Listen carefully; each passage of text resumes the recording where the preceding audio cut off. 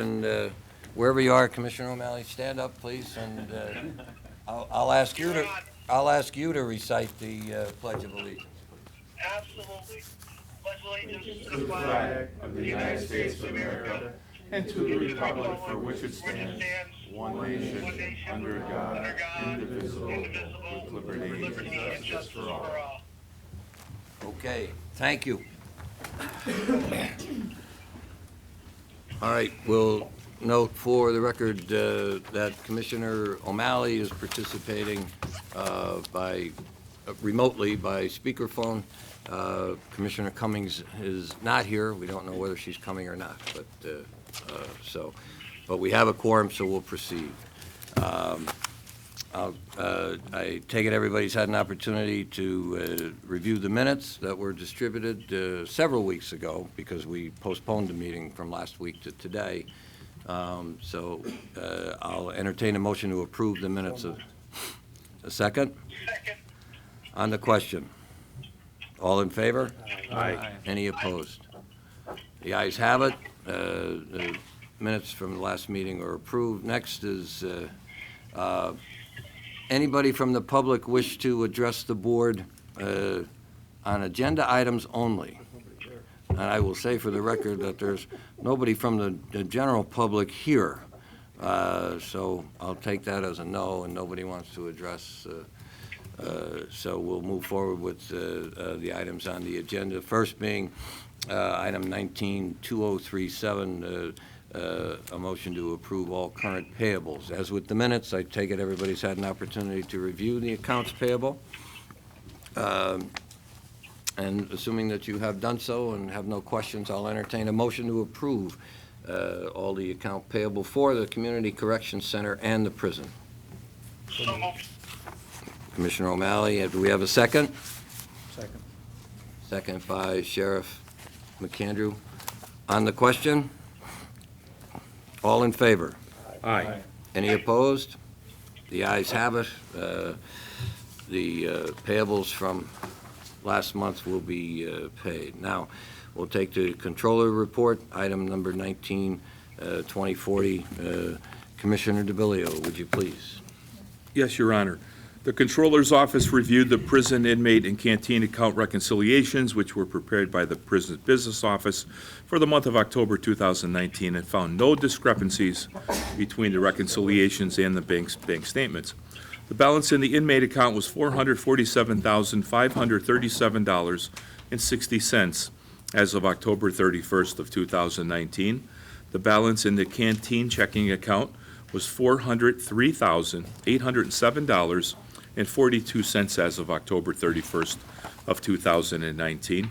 And in addition, as of October 31st, the canteen account owned two certificates of deposit, one valued at $15,000 and the other at $132,107.67, which totals $147,107.67.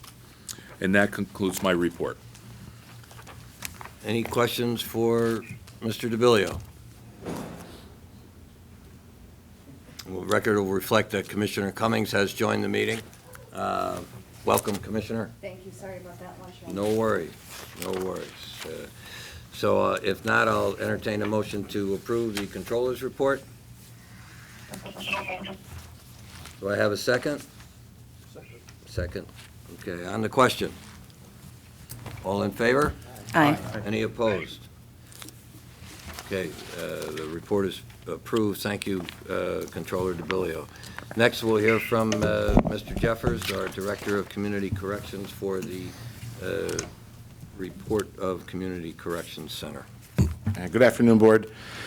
The Community Corrections Program report for October 2019, our item 1, our program totals, male work release had 51 participants, female work release had 10, adult house arrest had 128 participants, and juvenile house arrest had 24. Item 2, our program revenues for the totals of October, $57,492.51. Item 3, our program's expenses for October were $144,619.93. Item 4, our program's completions. Work release had 11, house arrest had 27. Item 5, our program violations. Work release had 7, house arrest had 11. Item 6 are programs warrants. Work release has 6, house arrest has 2. And item 7, our budget report for the year. Overtime is at 113%, expenses are at 85%, and revenue is at 80%. That concludes the report for October. Anyone have any questions for Director Jeffers? I do. Yes, ma'am. We're still increased in our overtime. Is there any reason for that? Because we hired? It's still from the beginning of the year. We're going to still have overtime till the end of the year, so it just adds like 1 or 2% each month. Actually, our last 3 overtime totals in hours were the lowest they've been so far this year. Okay. All right, thank you. Thank you. Anybody else? If not, I'll entertain a motion to approve the October 2019 report. So moved. Second on the question? All in favor? Aye. Any opposed? Thank you. Happy Thanksgiving. Happy Thank you, Thanksgiving. Dr. Jeffers, and a happy Thanksgiving to you. Next, we'll hear from the warden.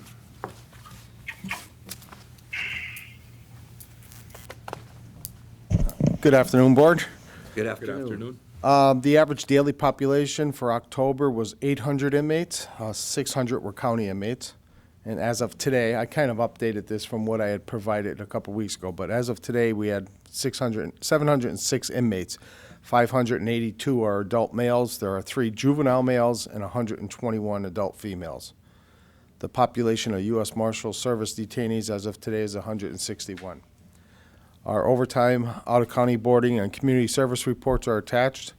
Staffing update, we have 172 full-time uniformed staff on shift, 1 out on workers' comp, 5 on administrative leave. We have 11 part-timers and no vacancies. FMLA, we have 42 officers that have intermittent FMLA and, amounting to 22% of the COs. Our budget as of October 31st, revenue was at 94% and expenses were at 86%. Inmates at or past their minimums, total is 21. 9 have submitted home plans or are awaiting parole. 3 have no home plans. 2 have had parole denied due to unacceptable home plans or misconducts, and 7 have been remanded for the balance of their sentences. Very busy month with the extraordinary occurrence reports. There are 15, but that's taking you up to literally last night so that we're as up to date as possible. On 10/21, we had a county inmate who was refusing to move to a different cell. OC spray was used to no effect. He had to be manually extracted from the cell and placed into the restraint chair for staff safety. 10/22, a county inmate refused to be moved to a camera cell for suicide prevention. OC pepper balls were shot at the back wall of the cell for saturation. The inmate complied with an order at that point. I don't think I ever had the opportunity to discuss what the pepper balls are, but we have a pepper ball gun, and it looks like a paint gun, and shoots little balls that when they hit something like the wall, they kind of explode, and it's OC that comes out. So that's what we use, and that a lot of times is a better option than using the spray because we can go up to a distance of about 100 feet away. So at times, that's the more appropriate action to take. On 10/22, But you're not aiming at the inmate, you're aiming at a solid surface in the vicinity of the inmate. sometimes we aim at the inmate. It depends Okay. on the circumstance. But when we can, when the option is there, if I was the inmate standing here, you'd want to shoot the wall behind me rather than hit me. It stings. It doesn't do any damage. You can actually, and we've done this with our staff who've gotten trained in it, gotten shot point blank range.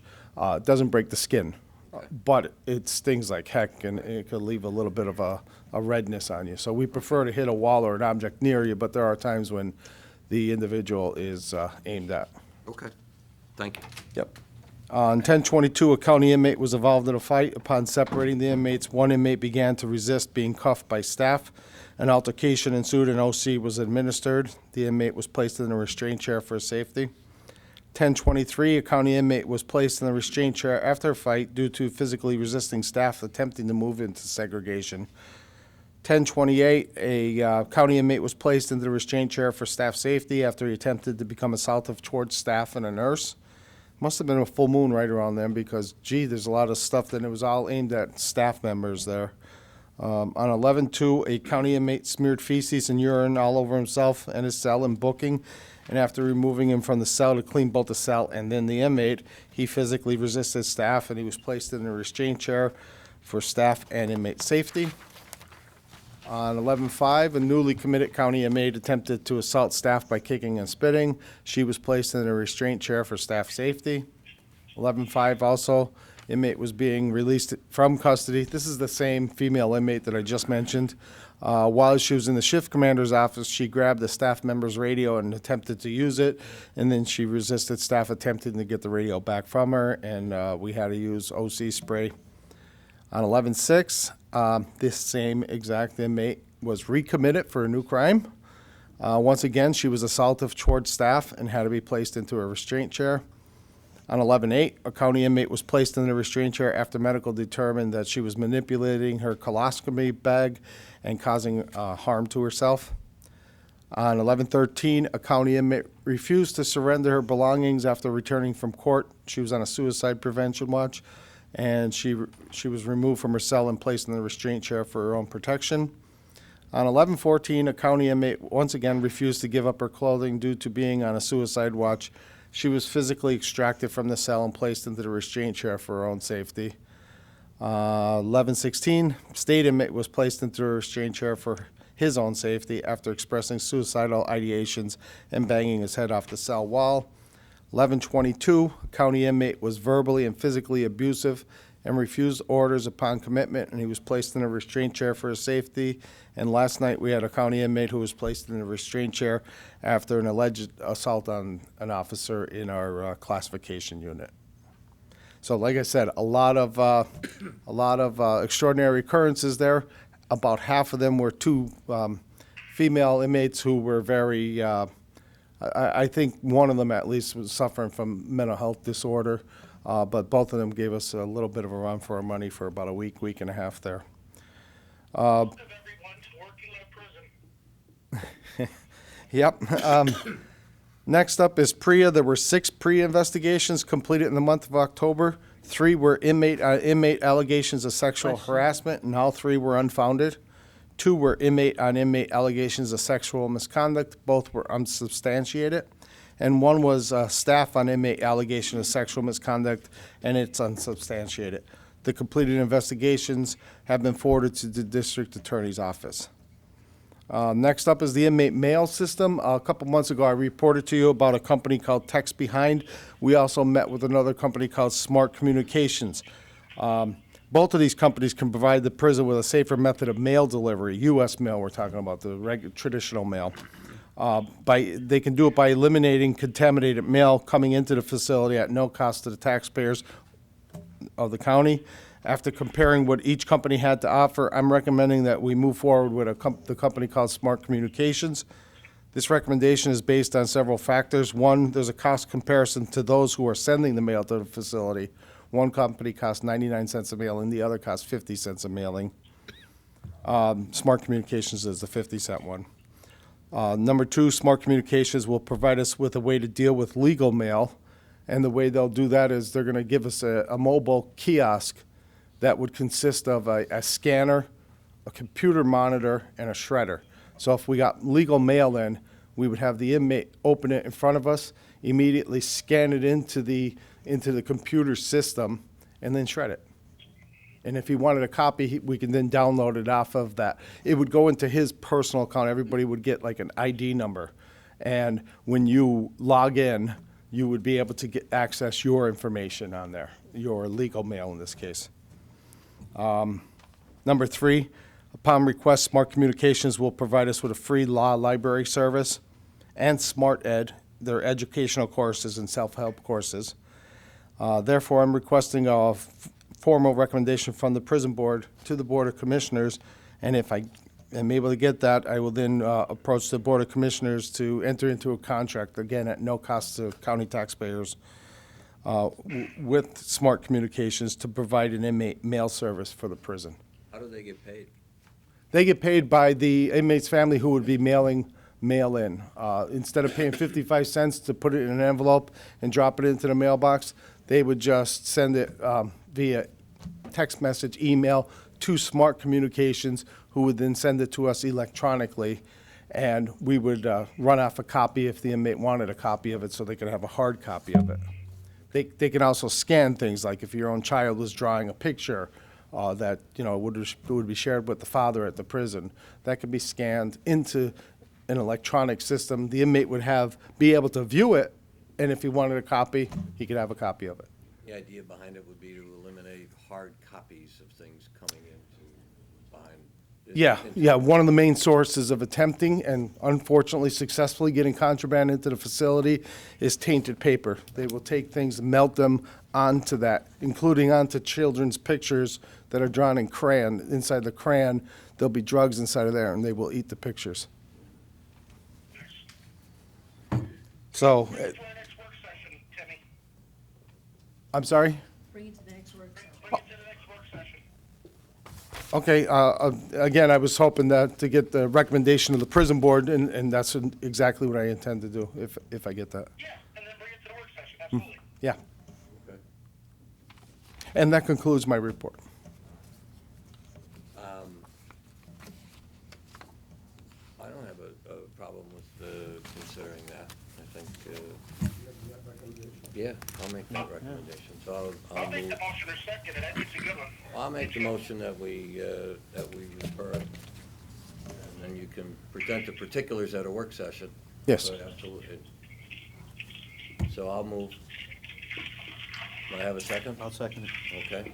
On the question? I'm just still concerned. I don't understand how they're going to get the email. You're going to print it out and you're going to get it in like a main email? Yeah, general they email, would or- provide us with a kiosk, that mobile kiosk, which would have a monitor on it. We have the ability to lock it down whenever we want to, or open it up so that an inmate who would have a particular number would be able to punch his number in, and only his mail would come up on Got the it. housing Okay. units. All right, thanks. Is there any ability to give outgoing mail from the inmate? Yes, they would be able to send, Monitored. that all goes through smart communications. Right now, they would just write a letter, put a stamp on it, and send it out. Some folks are indigent, and they get X amount of free stamps a month. This smart communications, I'm trying to think of the number. I think they allow for that indigent inmate, and it allows for up to 8 mailings a month. Right now, I think we give 5 stamps a month to an indigent inmate. But it would be basically the same process, and basically all it's doing is cutting out the snail mail, the U.S. mail, and everything is done electronically. So they would be able to type that out, send a letter to their girlfriend, wife, brother, sister, father, mother, and hit the send button. Every time they do that, just like they would be charged a stamp, they'll be charged a 50-cent fee, which is cheaper than a stamp. And it goes to the company Smart Communications, who will then, if the family has a computer, they will send it electronically. If not, they'll run off a copy and send it to them. What about legal mail? Is there a way of dealing with that separately than general public mail? Well, yeah, the legal mail, it's going to actually free up our mailroom officer. We have an officer, that's all he does. He's the mailroom officer because he spends the whole shift opening mail. And what he's always done with the legal mail, which will still come into the facility, is that has to be opened by the inmate in the presence of an officer. And basically what we have the inmate do is he takes it out and shakes it like this to make sure that there's nothing in it, because we can't always be 100% sure it's legitimate legal mail. So now he would have this, and instead of shaking it out, he would just send it through the scanner that's at this mobile kiosk and then shred it. The officer's there observing it occurring. And then if he wants a hard copy of it, we can always just print out a hard copy. If not, it's there electronically wherever he's at, as long as he has his PIN number, we'll call it that, he can access that legal mail. Very good. So it saves paper, too. All right, so, all in favor? Aye. Aye. Okay, the ayes have it. I think I'm on the next, so I'll just, Proceed as directed. yeah, thank you. Yes, entertain a motion to adopt the report, accept the warden's report. So moved. Second? On the question? All in favor? Aye. Any opposed? Okay. Now, The ayes have it, thank you. We have some new business. The warden has circulated a proposed policy for the inmate tablets. Yeah, oh, I'm sorry. Yes, there's an inmate tablet policy. It ties in with our phone provider, who's GTL. We had prepared this policy some months ago, and I wanted to share it because there were a couple suggestions made from prison board members. Actually, there was just the one, and it's on the top of page 2. The purpose of this was, part of the deal with GTL was that they were going to provide free of charge, I think it was 400 electronic tablets that inmates, God bless you, that inmates would be able to use for various purposes. One of the probably major purposes was that with the use of an earplug, they could be used as telephones on the block instead of just have 2 or 3 telephones we have on a block. If there's 20 tablets on there, now we have 22 or 23 telephones on there. I mean, from GTL's perspective, the more access inmates have to phones, the more money they make, and frankly, the more money we make as well. But it's not really about the money. The other things were that there are educational tools on there. There's the possibility of someday putting the GED program on there, or GED, pre-GED tutorial. There's also music that can be downloaded and some games, electronic games. Now, I know at times, and I completely understand that can sound a little soft on individuals, but the reality is this is the same program that's in the Department of Corrections. They've implemented the statewide Department of Corrections, as well as 15 other counties have this tablet program through GTL in their facilities. And probably I highlighted something because I asked for a little bit of homework to be done by GTL. The one thing I did want to share was that, and I don't have the numbers in front of me, and I apologize for that, but one of the things they assured me is that there's been a significant reduction in inmate on staff assaults and inmate on inmate assaults by adding these tablets. And the reason for it is it's keeping them occupied. The individuals are less prone to misconducts because one of the first things taken from them is the tablet. And I know that we're all over, I think we're all over 30 years old, except maybe Doreen. We're all over 30 years old. So we're not that great with the electronics, but kids nowadays, and I have 4, it's an appendage. And I didn't mean to leave you all Commissioner Cummings. He saw the I was going to hands say go up. 31. But no, it's like an appendage for kids nowadays. And because of that, it's an excellent behavior modification tool. Because as my kids were growing up, gee, they ever acted up, all I did was take their phone off them. It was like I took their left hand off of them. Same kind of thing happens, or I suspect it happened. And basically GTL is saying, yeah, that's exactly what happens is they will behave themselves better because they don't want to lose this tool because of its interconnectivity with their friends and family and loved ones. Plus things like music. They can download a movie. There's educational components on it. You can download LexisNexis Law Library onto it and GED, like I was saying. So there are some real benefits to it. I just, Yes. Matter of fact, everything is recorded and saved. And I certainly don't mind sharing this. With the telephone calls, they can be saved for a very, very long time, unlike video. The telephone calls can go back years. So every phone call is recorded. Every e-message is recorded and kept. And it's kept in some cloud space that they have. I've been told over 10 years worth of history. They can go back that far. Obviously, they can't go back 10 years right now because we don't have it implemented. So once it starts, we'll be able to go back 5 years, 10 years. We hardly ever have anybody longer than a couple years at the most. So. They've been working in the other institutions. Well, what's happening is the housing units, the blocks are significantly quieter. And like I said, there are less inmate on inmate assaults and inmate on staff assaults. is there no reporter here today? That's amazing. The day that we announced that the people in the prison are going to get computers, individual tablets, and there's no reporter here to report on it. That's interesting. We'll have to call them and tell them about that, because that's ridiculous. With all due respect, Warden, are you kidding me? I mean, tablets for our inmates, I mean, we've dealt with this before. I know you said there was going to be like a couple that you might give privileges to, but now we're just going to hand 400 tablets out. I think this is crazy. I can't, and they're, oh, well, gee, they get to listen to music. Good for them. They're in prison. Family time is going to have more time with their family. They're in prison for a reason. It's supposed to give them time to think about what they've done and keep them away from society and out of general population. It's not there to let them play music and games on a computer. Sorry, but that's just ridiculous, and that's just crazy that we're even considering this for.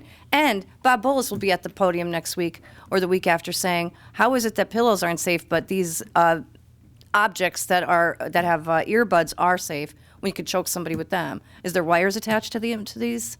Yes, and they Yeah, already well, there have you go. those. I mean, this is craziness. Crazy. I thought your policy was going to be that you're going to be in a room when they wanted to make a phone call and have access to it for, 10-minute privileges or something. Not that you're going to hand these out to inmates. They're going to carry these around with them all day.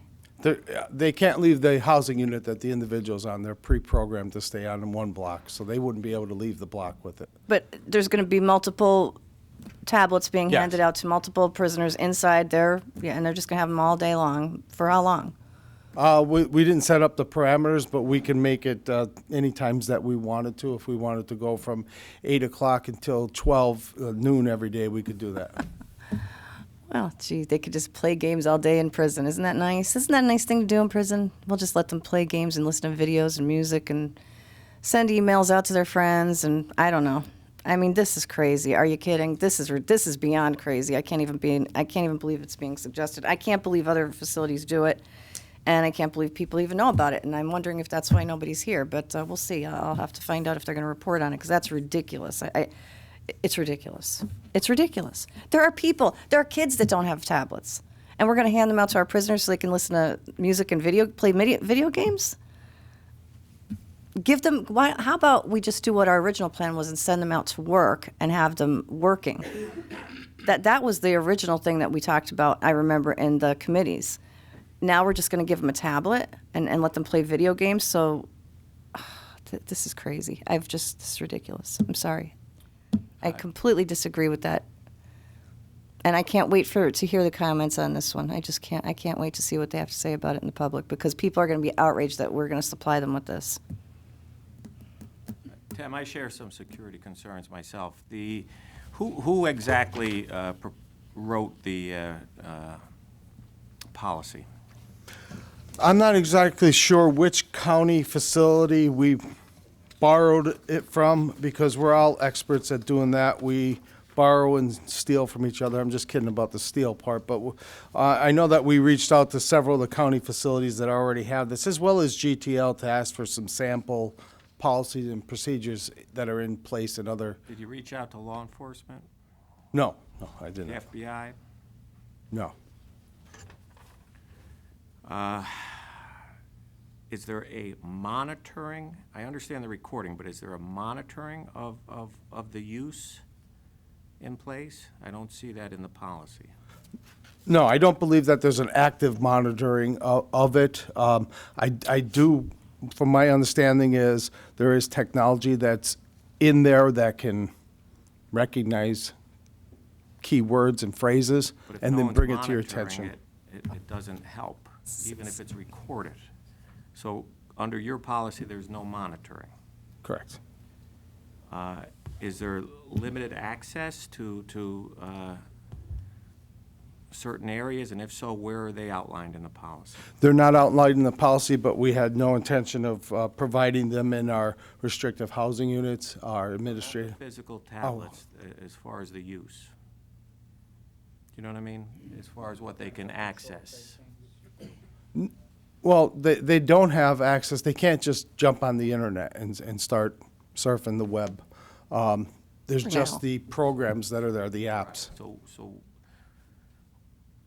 what are those programs, and are they outlined in the policy? They're not outlined in the policy. What I can do is I can prepare that and show you everything that would be potentially available. And I know that they give the facilities complete control over what is available, including, I had mentioned music. No music would be able to be downloaded if it wasn't uploaded first to our system. And I understand the penalties to the inmate if there's damage, but who pays for the damage? They can be charged with that. The indigent inmates?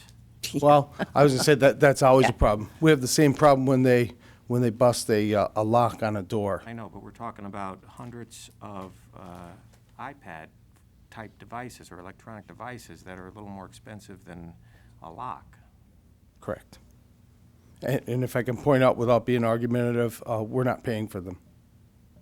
I know, but is there any provision to pay for the damaged ones? Yes, there is. The inmate can be charged up to $350. Other than the indigent inmate, is there any reasonable expectation of getting paid for a damaged electronic device? No.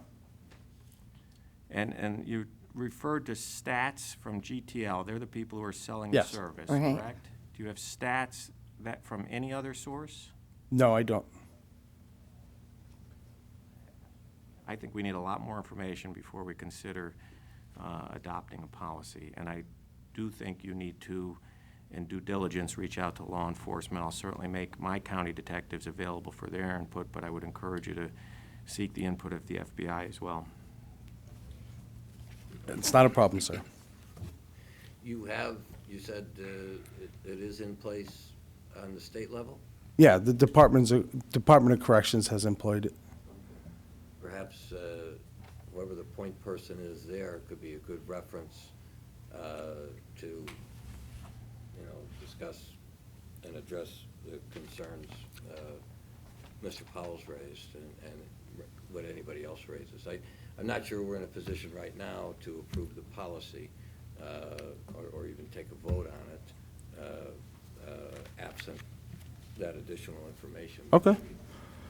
Maybe if you could do a little more digging on it. Yeah, I certainly will. So, Can you get the state policy also? oh, yeah, we could definitely do that. I'm pretty sure that'll be online, and I can download that in a matter of minutes. So I would make a motion to table it right now. Second. I'll second, motion. yeah. On the question, all in favor? Aye. Thank you, Warden. Thank you, Warren. Happy Thanksgiving. You'll note, there's nobody else from the public who's shown up yet, so the opportunity for the public to address the board will be very brief. Any other business from any of the other members?